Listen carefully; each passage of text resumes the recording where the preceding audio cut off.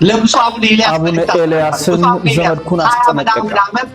30 ዓመት ቢሆነው ጀበል ተማረከ። በስተመጨረሻ ስውሯ ማርያም ምን ተፈጠረ? በህይወት በር ላይ የተጋረደው ቤተሰቦቻችን ኦርቶዶክሳውያን እንዴት አላችሁ? እንዴት ቆያችሁ? እንዴት ሰነበታችሁ? ሰላማችሁ ይብዛ። ዛሬም እናንተን ያስተምሯችኋል፣ ይመክሯችኋል ያሰብኩትን ቪዲዮ መረጃ ማስረጃ አስደግፌ ከዚህም ይዤ መጥቻለሁ። ጉልበት እንዲኖረው ላይክ በማድረግ ሼር በማድረግ እንድታደምጡን እስከ መጨረሻው እንድትከታተሉን እንጋብዛችኋለን። በቅድሚያ የዘመድኩን በቀለን ጉዳይ እናደምጣለን። ከዛ በፊት ግን ስውራን ባስደምጣችሁ ደስ ይለኛል። በስውሯ ማርያም በርካቶች እንግዲህ ፈውስ ያገኛሉ፣ ድነት ያገኛሉ፣ የሄዱ ይጠመቃሉ፣ የሄዱ ይቆርባሉ፣ የሄዱ ስርዓቱን ይፈጽማሉ። ድነተ ስጋ ድነተ ነፍስ እንደሚያገኙ ይታመናል፣ ይታወቃል። በጣም በርካቶች ወደ ስውሯ ማርያም ዛሬም ድረስ ይጎርፋሉ። በብዙ ሺህ እይታም ያለው ቻናል አላቸው። በዛ የሚተላለፉ መልእክቶችም አሉ። በስውሯ ማርያም ላይ መምህራን ይሄዳሉ፣ ሰባኪያን ወንጌል ይሄዳሉ፣ አባቶች ይሄዳሉ እና ከሰሞኑ ከሄዱ አባቶቻችን መካከል አንድ ታላቅ ቆሞስ ይገኛሉ። እሳቸው ሄደው ስውሯ ማርያም ላይ ያደረጉትን ያስተማሩትን መልካም ምኞታቸውን በረከታቸውን በሙሉ አስተላልፈዋል። እንዲሁም የተለያዩ አንድ ሁለት ቪዲዮዎችን አስደግፌ ማቀርብላችሁ ነው የሚሆነው። ስውሯ ማርያም ምን ተካሄደ? ታታን እንመለሳለን። ላይክ ማድረግ ሼር ማድረግ አያስከፍልም። በተለይ ለበርካቶች እንዲዳረስ ይሄ መረጃ ሁላችሁም ሰብስክራይብ በማድረግ ላይክ እና ሼር ደግሞ በማድረግ ደግሞ አስተያየት በመስጠት እግዚአብሔር የተመሰገነ ይሁን እያላችሁ የጻፋችሁ ለብዙሃኑ አዳርሱ። የስውሯ ማርያም ዛሬ እንባችሁን ትጥረግላችሁ። በህይወት በር ላይ የተጋረደውን መጋረጃ የማርያም ልጅ ክርስቶስ ይግለጥላችሁ። ይገርማችኋል፣ በህይወታችን የተዘጉብን ምዕራፎች የሚከፉት በእግዚአብሔር ነው። እግዚአብሔርን ብቻ ተስፋ አድርጉ ምእመናን። ከእግዚአብሔር ውጪ የሚያስብላችሁ የለም። ከእግዚአብሔር ውጪ የሚረዳችሁም የሚረዳችሁም የለም። እስቲ እግዚአብሔር በሉ።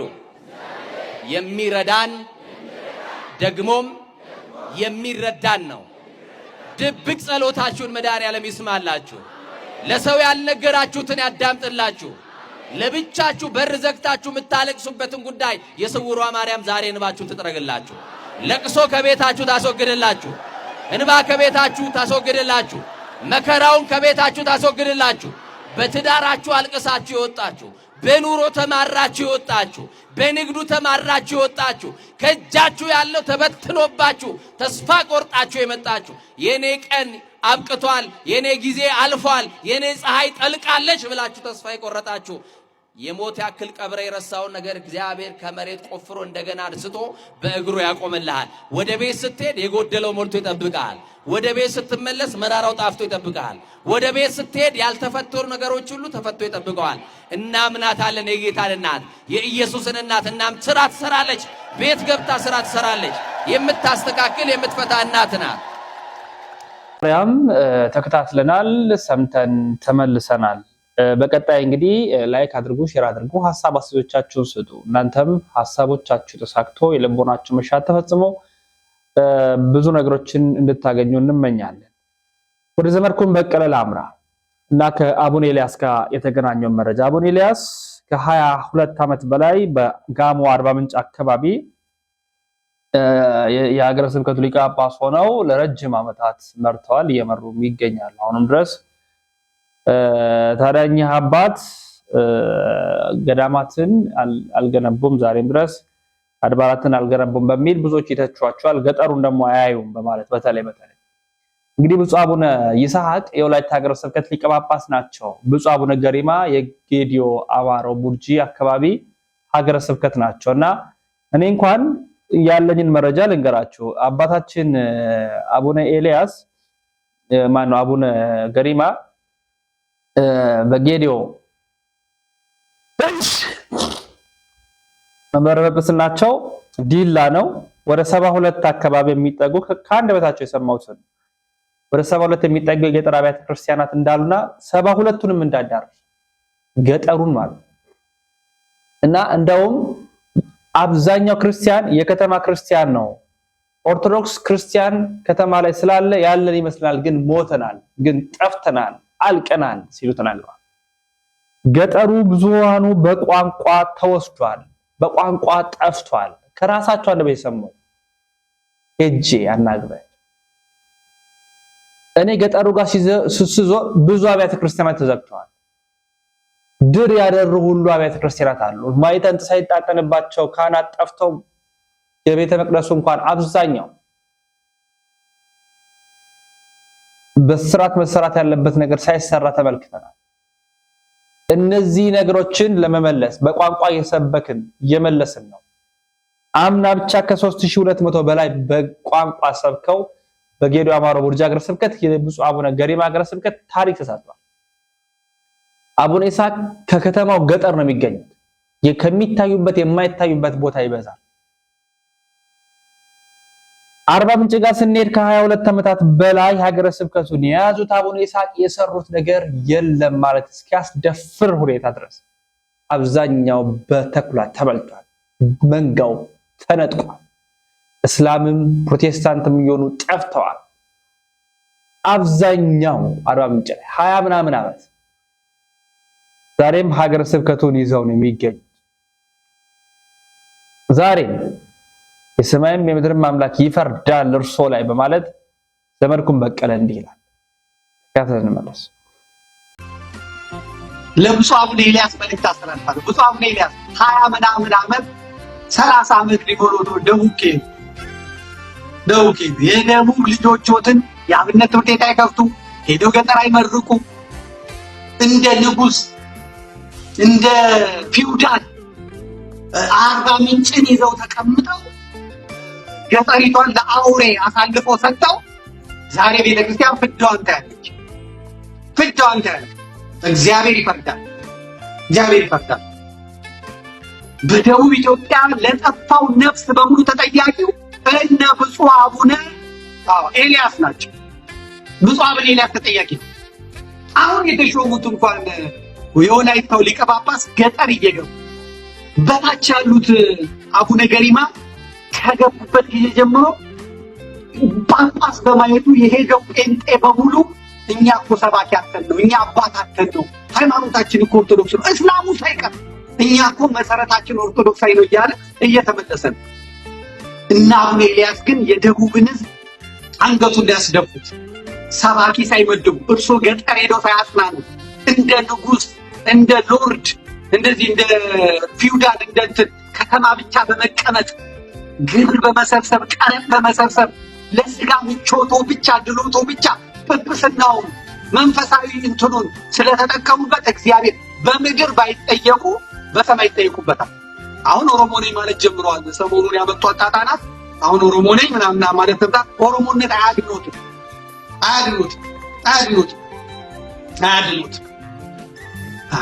ለጠፋው በደቡብ ለጠፋው ኦርቶዶክሳዊ ለለዩ ጩፋ መጫወቻ ለሆነው ኦርቶዶክሳዊ ከኢትዮጵያ ኦርቶዶክስ ተዋሕዶ ቤተክርስቲያን ሊቃነ ጳጳሳት ውጪ ተጠያቂ የለም። ከኢትዮጵያ ቅዱስ ሲኖዶስ ውጪ ተጠያቂ የለም። እግዚአብሔር ይፈርድባችኋል። ባለመስራታችሁ ትጠየቃላችሁ። አዲስ የተሾማችሁ አሁንም አዲስ አበባ 4 ኪሎ የተቀመጣችሁ ቁጭ ብላችሁ ፍትፍት የምትበሉ የመበለቶችን ትኩስ እንጀራ የምትበሉ ጾማ ከቅምጥም ከክትፎ የምታማርጡ ጵጵስናችሁን ለስጋዊ ምቾትና ድሎት የተጠቀማችሁ እግዚአብሔር ይፈርዳል። በጠፋው መንጋ በጠፋው በግ ልክ እግዚአብሔር ይጠይቃል። በሪሞት ኮንትሮል በጎቻችሁን የምትጠብቁ እግዚአብሔር ይጠይቃቸዋል። እናንተ ብትተኙ ሥላሴ አይተኛም። እናንተ ብትተኙ ኢየሱስ ክርስቶስ አይተኛም። እናንተ ብትተኙ ቅዱሳን አይተኙም። ሰማይና ምድር ይመሰክራሉ። ተራራና ወንዙ ይመሰክራል። የእግዚአብሔርን እውነት የኦርቶዶክስን እውነት ይገልጣል። እናንተ ኦርቶዶክሳውያን አባቶች ናችሁ ተብላችሁ የተቀመጣችሁ ለበንጋው ለበጉ ባትራሩ እግዚአብሔር የሚራራ ያስነሳላችኋል። ፍርድ ከክርስቶስ ኢየሱስ ጋር መቆማችን አይቀርም። ለአውሬ የደቡብን ምስኪን አሳልፋችሁ የሰጣችሁ ይፈርዳል። እግዚአብሔር ይፈርዳል። ዛሬ አራባችሁ፣ ዛሬ አልጠባችሁ። ከተማ ያለው ሕዝብ ያበላችኋል። ደሞዛችሁ 100 ምናምን ሺህ ነው። አበላችሁ ምናምን ሺህ ነው። ድሎታችሁ፣ መልካችሁ፣ ጻዳችሁ፣ አበባችሁ ልዩ ነው። ይረግፋል። ይረግፋል። በበጎቹ ትጠየቃላችሁ። ግልገሎቼን አላሰማራችሁም፣ ጠቦቶቼን አልጠበቃችሁም፣ በጎቼን አልጠበቃችሁም ተብላችሁ ለፍርድ ትቀርባላችሁ። ፍረድብን ወይ ፍረድብን። ስለዚህ በጣም ትኩረት ሊሰጥበት የሚገባው ነገር ነው ብዬ አስባለሁ። ለብፁዓን ሊቃነ ጳጳሳት፣ ለቅዱስ ሲኖዶስ፣ ለሚመለከተው አካል ጉዳይ ድረስ። ምክንያቱም አንድ ሁለት እያለ ከዛሬ ነገ ይስተካከላል እያልን ነገሮች ሳይስተካከሉ ይሄዱ ነው። መስመር እየሳቱ ነው። ብዙሃኑ ሮሮውን እያሰማን፣ ጩኸቱን እያሰማን ትኩረት ያሻዋል። ትኩረት ሊሰጥ ይገባል። የዳይመንዷን ጉድና አንሳር እኔ አልወሰድኩም እያለ ያለ አንዳንድ እስራኤል ላንሳ ተብዬው ማለት ዳይመንድ እንደሰረቀ፣ ዳይመንድ እንዳጭበረበረ፣ ዳይመንድ እንዳሳሳተ በአንድ ወቅት አውንታ በርሲሳ ሰርቶት ነበር። አሁን አስደምጣችኋለሁ። እኔ አልወሰድኩም ይላል። ስንት ሚሊዮን ብር እንደሆነ ቪዲዮንም ላጋራላችሁ። እኔ አልወሰድኩም፣ ዳይመንድ ባይኔ የማይቻላክም። እኔ ዳይመንድ ሲባል ማቀው ካርታ ላይ ነው። ድሮ ሕፃን እያለን እነ ጦር እነ ልብ እነ ዳይመንድ እያለ ተናግሯል። እና ያኔ ቁማር ይጫወት ነበር። አሁን ምን አይነት ቁማር ይጫወት እንዳለ ምናቀው እና ተካተል እንመለስ እስኪ። ዳይመንድ የሚባል ነገር ባይኔ አይቻላክ። ዳይመንዱን በተመለከተ እስራኤል ዳንሳ በቲክቶክ የቀረበበትን ክስ የእምነት ክደት ቃሉን ሰጥቷል። እናድምጠው እስኪ። እስከ ዛሬ ቀን ድረስ በህይወት ዘመኔ ዳይመንድ የሚባል ነገር ባይኔ አይቻላክ። ድሮ ልጅ ሆኜ እያለው ካርታ ስንጫወት በካርታ ጨዋታ ውስጥ ዳይመንድ፣ ልብ፣ ጦር፣ አበባ ተብሎ በካርታ ላይ ቅርጽ አይቼ አውቃለሁ እንጂ ከዛ ውጪ ዳይመንድ የሚባል ነገር በአይኔ በእውነት አይቼ አላውቅም። ሁለተኛ ነገር ዳይመንድ እኮ ይሄ እኮ ነው ብሎ የሰው ልጅ ሰው ይሄ ነው ብሎ ዳይመንድ የያዘ ሰው ራሱ በአይኔ አይቼ አላውቅም። ይሄን በአይኔ አይቼ አላውቅም። እኛ ሐሰተኛ አገልጋዮች እንዴት ሶሌም ሙድ እንደሚይዙ ተመለከታችኋቸው። እኔ ዳይመንድ አይቼ የማውቀው ልጅ እያለሁ በተጫወትኩት ካርታ ላይ ነው ይላል እስራኤል ዳንሳ። እርግጠኛ ነኝ አሁን ድረስ ሰይጣንን የምትወጋው ልጅ እያለ ካርታ ላይ ያነሳኸውን ጦር እየመዘዝክ ነው። ዳይመንድ ያየሁት ካርታ ላይ ነው አላለም።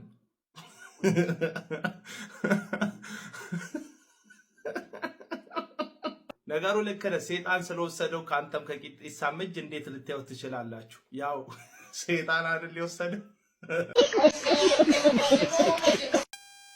እንግዲህ የዳይመንዱ ጉዳይ ወዲፍ የራሳቸው ቤት ጉዳይ ነው። ስለዚህ ምንም ምንለው ነገር የለም። ወንድማችን ፍልፍሉ አሁን እንግዲህ እግዚአብሔር አምላክ ጨርሶ የማረው በዚህ በህመም መቆም መነሳት እንደማይችል ተነግሮ በስትሮክ ህመም ተኝቶ ነው ያለው። እግዚአብሔር አምላክ ፈጥኖ ይድረስለት፣ የልቡን መሻት እግዚአብሔር ይፈጽምለት ምኞታችን ነው። በእውነት ጸሎታችንም ሐሳባችንም እግዚአብሔር አምላክ ይድረስለት እና በአንድ ወቅት አቡነ ማርቆስ አረጋዊ ሊቀ ጳጳስ ደስ የሚያሰኙ የሚያስቁ አባታችን ፍልፍሉ ነው እንደዚህ ያለው ቄስ ሆነ እንደ ምናምን ሲሉ አውደ ምሕረት ላይ ታይቷል። እና አቡነ ማርቆስ አዝነው ማነው ያሳቁ የተናገሩትን ቪዲዮና ለሀገራችን ኢትዮጵያ የሚያዘኑትን ህዝቡ ሳቅ ያስፈልገዋል፣ በእውነት ላይ ያስፈልገናል ብለዋልና የአቡነ ማርቆስና የፍልፍሉን አስደናቂውን የአውደ ምሕረት ወግ እንካተል።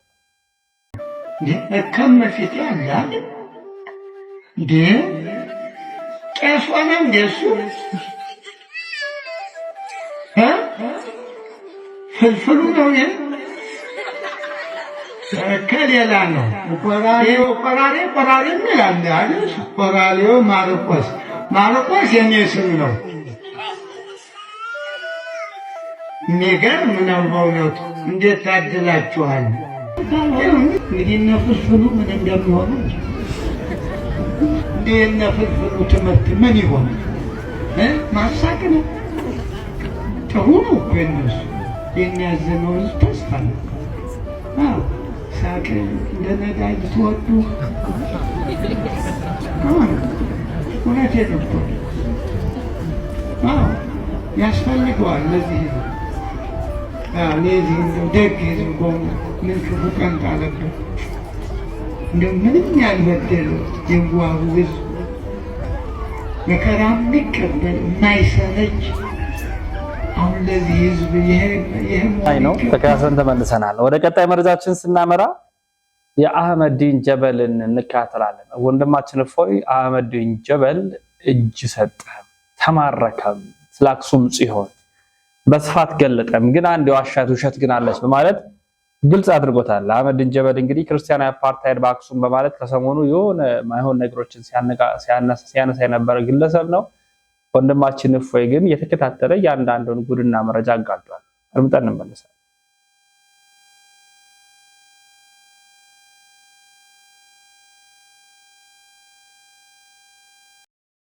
ወገን አጨብጭባ በስተመጨረሻ አህመዲን ጀበል እጅ ሰጥቷል፣ ተማርኳል። እኔ ያልኳትን ሰሃቦች ነፃነት ያገኙት አክሱም ከተማ ውስጥ ነው። ተሰደው ወጥተው ይህንን መብት ያገኙ ስደተኞችን ተቀበለች ኢትዮጵያ የምትባለው አክሱም ውስጥ ነው። ስለ አክሱም ቤተክርስቲያን የመጀመሪያው መረጃ ቡኻሪ ውስጥ ይመስለኛል ሐዲሱ፣ እናንተ ታውቁታላችሁ። ኡሙ ሰለማ ለነብዩ ሰለላሁ ዐለይሂ ወሰለም በአክሱም ጽዮን ማርያም ቤተክርስቲያን ውስጥ ስለ ማርያም ቤተክርስቲያን ያየችውን ስዕል የምትናገረው በወቅቱ የአክሱም ጽዮን ማርያም ምን እንደምትመስል የመጀመሪያው መረጃ ብለው ይወስዱታል። በዚህን ጊዜ ኡሙ ሰለማ አክሱም ገብታ ቤተክርስቲያኑን አይታ የተናገረችውን ሐዲስ ወስደው ያኔ እንኳን ምን ይመስል ነበር ብሎ ደሊል ያደርጋል። ነገር ግን አህመዲን ጀበል አንድ የሰራት ተቂያ ቅዱሷ ውሸት በእስልምናም ትፈቀደው አለች። ነብዩ የተናገረው ለምን ሳትናገር ሐዲሱን ጨርሰህ ነብዩ ስለ አክሱም ጽዮን ኡሙ ሰላማ ስንነግረው ስለ ህዝቦቹ ደግሞ ስለ ትግራዮች ሙሐመድ የተናገረውን ለምን ሳትናገር በነብይ ንግግር ትሸማቀቃለህ ማለት ነው። ሐዲሱ ያውላችሁ ሳይል ቡኻሪ 1341 ላይ የሚገኝ ነው። ናወይት አይሻ እንደተረከችው when the prophet became ill ነብዩ ታሞ በነበረበት ወይንም ህመም ላይ በነበረበት ወቅት some of his wives talked about a church which they had seen in Ethiopia. It was called Maria. የተወሰኑ ሚስቶቹ በኢትዮጵያ ስላዩት ማርያም ስለምትባለው ቤተክርስቲያን ይወያያሉ፣ ይነጋገራሉ። ኡሙ ሰላማ እንደ ኡሙ ሀቢባ had been to Ethiopia. ኡሙ ሰላማ እና ደግሞ ኡሙ ሀቢባ የሚባሉት ኢትዮጵያ ሄደው ነበረ። And both of them narrated it is the church's beauty and the pictures it contained. እነሱ ሚስቶቹ ማለት ነው ኡሙ ሀቢባ እና ኡሙ ሰላማ ቤተክርስቲያኒቱ ስለያዘችው ቅዱሳን ስዕላት ውበት፣ ቁንጅና እያወሩ ነበር። ሙሐመድ ታሞ ተኝቶ ማለት ነው። The prophet raised his head and said, ነብዩም ሙሐመድ ማለት ነው ጭንቅላቱን ቀና አደረገና እንደዚህ አለ፣ those are the people who whenever a pious man dies amongst them make a place of worship at his grave and then they make those pictures in it. እነሱ ሰዎች አለ በአክሱም ጽዮን ዙሪያ የሚገኙት ማለት ነው።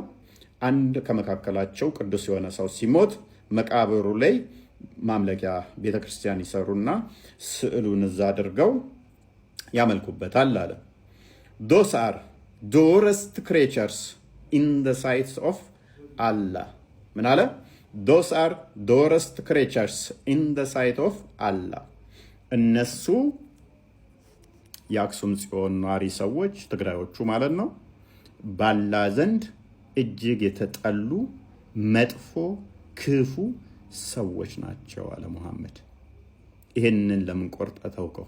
ኡሙ ሰላማ ስለ አክሱም ጽዮን ቁንጅና ቤተክርስቲያን ስትናገር ነብይህ ከጭንቅላቱ ቀና ብሎ እነሱ መጥፎ የተረገሙ ባላ ዘንድ ከፍጡራን ሁሉ መጥፎ ከሴጣንም የተጠሉ ናቸው ብሎ ተናግሯል። ዛሬ ላይ አክሱም ጽዮን ቤተክርስቲያን ስር መስጊድ አልሰራው ካልሰራ የምትለው ነብይ አስቀድሞ ስለ አክሱም ጽዮን ቤተክርስቲያን በሰማ ሰዓት በዙሪያ ስለሚኖሩ ሰዎች የሱን ተከታይ ተቀብለው ተንከባክበው ስላቆዩቸው ከማመስገን ይልቅ በእንደዚህ አይነት ሁኔታ ከሰይጣንም ይልቅ የተጠሉና መጥፎ ናቸው ነው ያለው። ላይቭ ላይ ነው። ውድና ክቡራት ቤተሰቦቻችን ኦርቶዶክሳውያን እንግዲህ የዛሬ መረጃዎቻችን ይህን ይመስላሉ። መረጃውን ለመላው ዓለም ይዳረስ ዘንድ ከእናንተ የሚጠበቀው ነገር አድርጉ። በሌሎች መረጃዎች በሌሎች የቪዲዮ ጥንቅሮች እንመለሳለን። ሰነባበትን። ሰናይ ቆይታ ይሁንላችሁ።